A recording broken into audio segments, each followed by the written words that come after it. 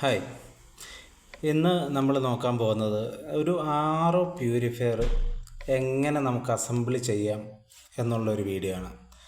നമുക്ക് ഒരു RO purifier cabinet അതിൻ്റെ എല്ലാ പാർട്സുകളും നമുക്ക് അവൈലബിൾ ആണെങ്കിൽ നമുക്കത് എങ്ങനെ എളുപ്പത്തിൽ ഇൻസ്റ്റാൾ ചെയ്യാം എന്നുള്ളതാണ് നമ്മൾ ഇന്ന് ഈ വീഡിയോയിൽ കാണാൻ പോകുന്നത്. അതിനായി നമ്മൾ ഇന്ന് എടുത്തിട്ടുള്ളത് അക്യുവയുടെ 2090 RO ക്യാബിനറ്റാണ്. നമുക്ക് ഇത് അവൈലബിൾ ആയിട്ടുണ്ട്. ആർക്കെങ്കിലും ആവശ്യമുണ്ട് എങ്കിൽ നമ്മളെ കോൺടാക്റ്റ് ചെയ്യാവുന്നതാണ്. ഇങ്ങനെ ഒരു ബോക്സിൽ നമുക്ക് അവൈലബിൾ ആണ്. ഇതാണ് ആ മോഡൽ വരുന്നത്. അപ്പം ഇതെങ്ങനെയാണ് നമുക്ക് അൺബോക്സ് ചെയ്യാം.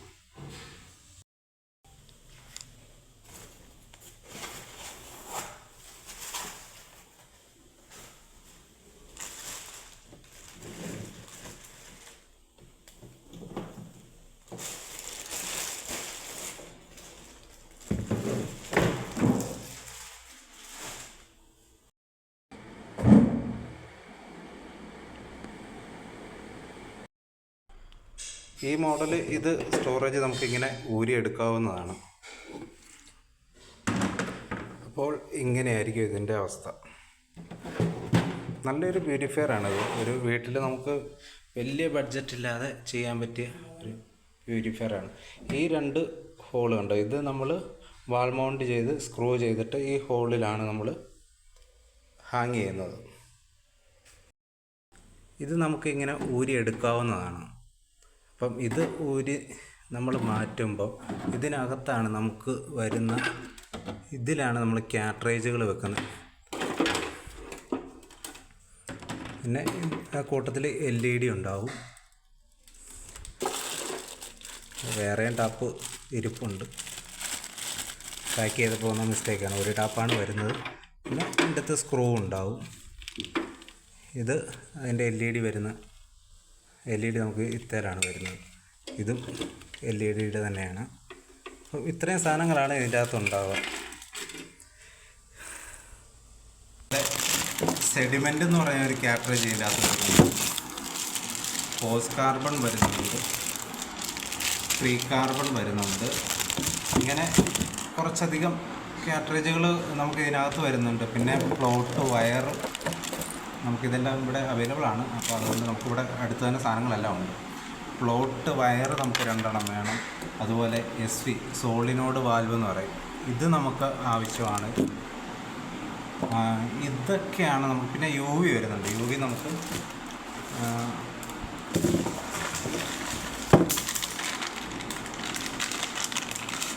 ഇത് കൂടാതെ ഇതാണ് UV എന്ന് പറയുമ്പോൾ പല ആൾക്കാർക്കും അറിയാത്തൊരു സംഭവം. എന്നാൽ പ്യൂരിഫയർ നമ്മൾ നോക്കുമ്പോൾ UV എന്ന് കേൾക്കുകയും ചെയ്യുന്നുണ്ട്.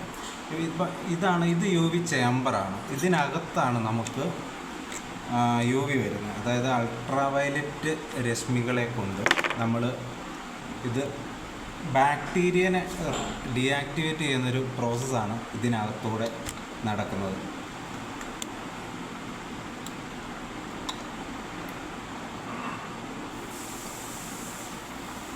ഇത് ഇങ്ങനെ ഇതിൻ്റെ അകത്തുനിന്ന് സൂക്ഷിച്ചെടുക്കണം. ഇത് UV ട്യൂബ് ആയതുകൊണ്ട് പൊട്ടിപ്പോകാൻ സാധ്യത കൂടുതലാണ്. അപ്പോൾ ഇത് പതിയെ കൈകാര്യം ചെയ്യണം.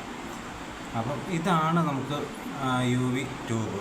അപ്പം ഈ ചേമ്പറിനകത്തൂടെ വെള്ളം പാസ് ചെയ്യുമ്പോൾ ഇത് കറണ്ട് വേണ്ടതാണ്. കറണ്ട് ഉള്ളിടത്ത് മാത്രമേ നമുക്ക് UV വർക്ക് ചെയ്തുള്ളൂ. അപ്പം പ്യൂരിഫയർ ഓൺ ആണെന്നുണ്ടെങ്കിൽ ഇത് അൾട്രാവയലറ്റ് രശ്മി, ഈ നീല കളറിൽ ഇതിൻ്റെ അകത്ത് വെട്ടം പ്രകാശിച്ച് നിൽക്കും.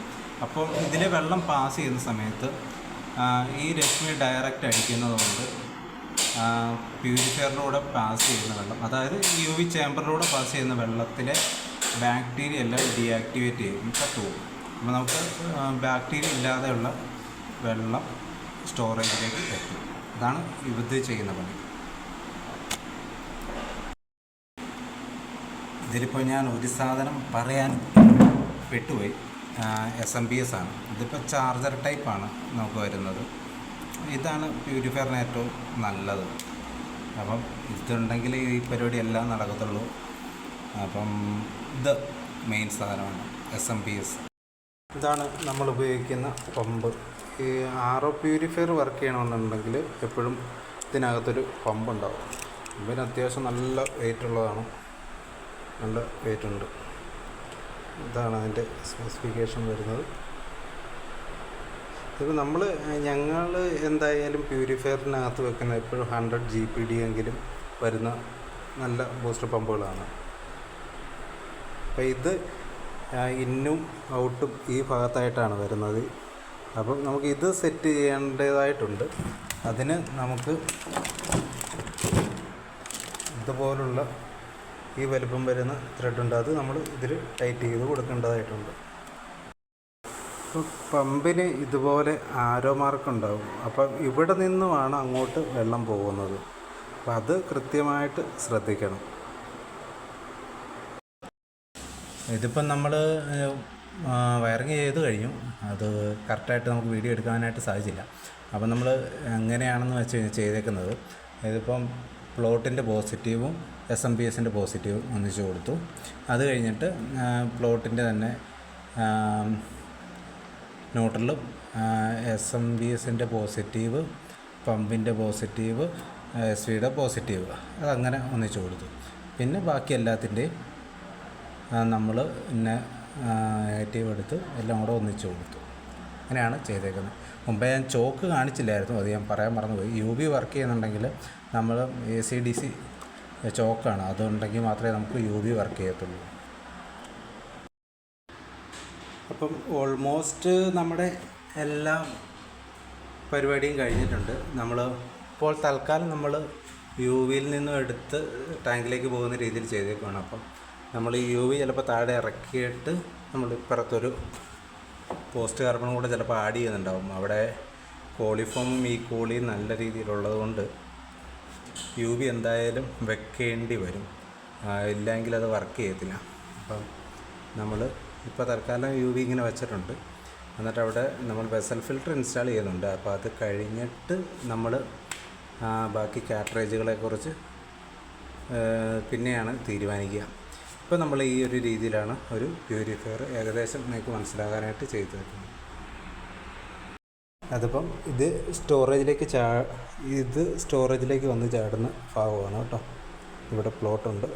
വെള്ളം നിറയുമ്പോൾ പ്ലോട്ട് ഇങ്ങനെ മുകളിലേക്ക് പോകും. അപ്പോൾ കട്ട് ഓഫായി നിൽക്കും. അപ്പം ഇതിനകത്താണ് നമ്മുടെ കാറ്ററേജുകൾ വരുന്നത്. അപ്പോൾ കാറ്ററേജിൻ്റെ ഔട്ട് ഇതേണ്ട ഇതുപോലെ നമ്മൾ ഇതിലൂടെ വെള്ളം വന്ന് ചാടി നിറയും. അപ്പോൾ ഇവിടെയാണ് അതിൻ്റെ ടാപ്പ് വരുന്നത്. ടാപ്പ് നമ്മൾ പിന്നെയാണ് ഫിറ്റ് ചെയ്യുന്നത്. അപ്പം ഇത്രയേ ഉള്ളൂ ഇതിൻ്റെ വർക്ക്. വളരെ നിസ്സാരമായിട്ട് ചെയ്യാം, പക്ഷേ അതുപോലെ ശ്രദ്ധ വേണം. അങ്ങനെ കുറച്ച് കാര്യങ്ങൾ ശ്രദ്ധിക്കാനുണ്ട്. ഒത്തിരി ശ്രദ്ധിച്ചാൽ മാത്രമേ നടക്കുകയുള്ളൂ. നമുക്ക് വെള്ളം ഫിൽട്ടർ ചെയ്യാനായിട്ട് ആവശ്യമായിട്ടുള്ള പലതരത്തിലുള്ള ക്യാബിനറ്റുകളും ഫിൽറ്ററുകളും അതുപോലെ ഓൾ ഹൗസ് ഫിൽട്രേഷൻ സിസ്റ്റം എല്ലാം നമുക്ക് അവൈലബിൾ ആണ്. എന്തുണ്ടെങ്കിലും നമ്മളെ കോൺടാക്റ്റ് ചെയ്യാവുന്നതാണ്.